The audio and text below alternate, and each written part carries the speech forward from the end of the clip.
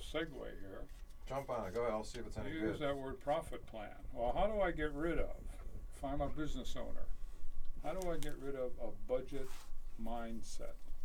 All right, so we How got. do We I got. do that? That's one of your favorite topics. I know. You got to define a budget mindset because Jack and I have been on a quest to rid the business world of that term, budget. A worldwide pursuit. That's right. It of starts. getting rid of that word. It starts right here in Northeast Ohio. We started to spread it throughout the country, of getting rid of that budget mindset. So when we talk about a budget mindset, Jack, what are we talking about?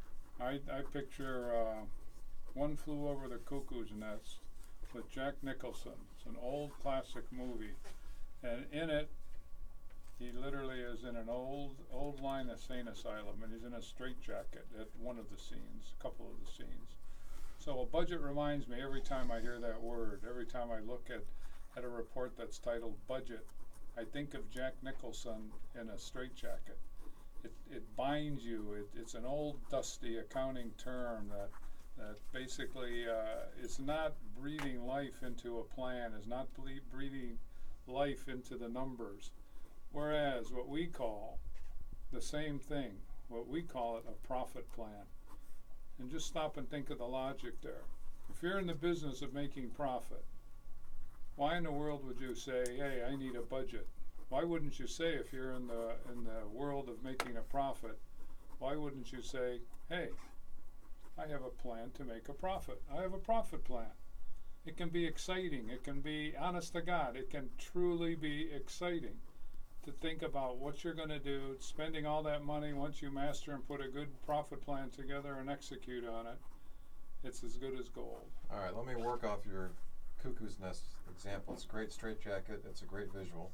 And for those of you who've seen the movie, you kind of know how it ends, right? Remember what happens to this character at the end?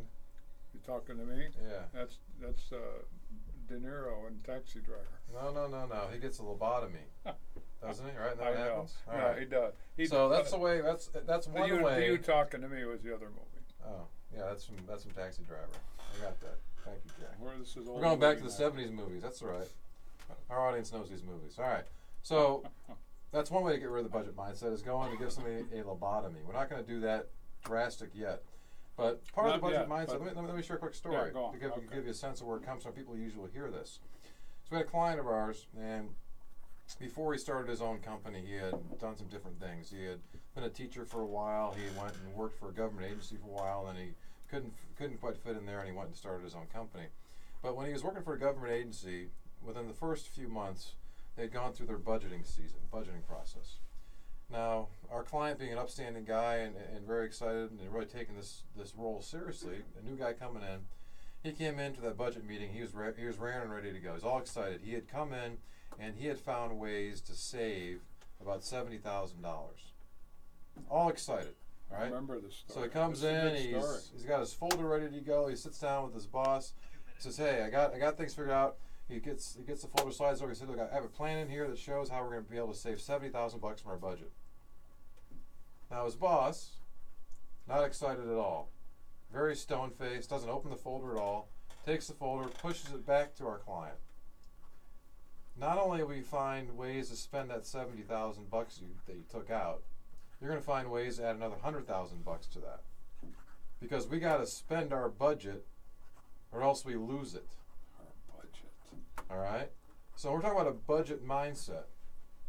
That's what we're talking about. Well, that's what happens. People take that and they shy away from it, as opposed to the profit mindset. That's right? Correct, though. Attaboy, so you're right. If I have a profit mindset, not a budget mindset, I'm not just spending money to spend money. I'm spending money to help increase profits, or to maintain profits, not to spend money. See, you folks out there, doesn't that sound more exciting? It sounds exciting when he's talking about it because he's still standing up, but that's okay.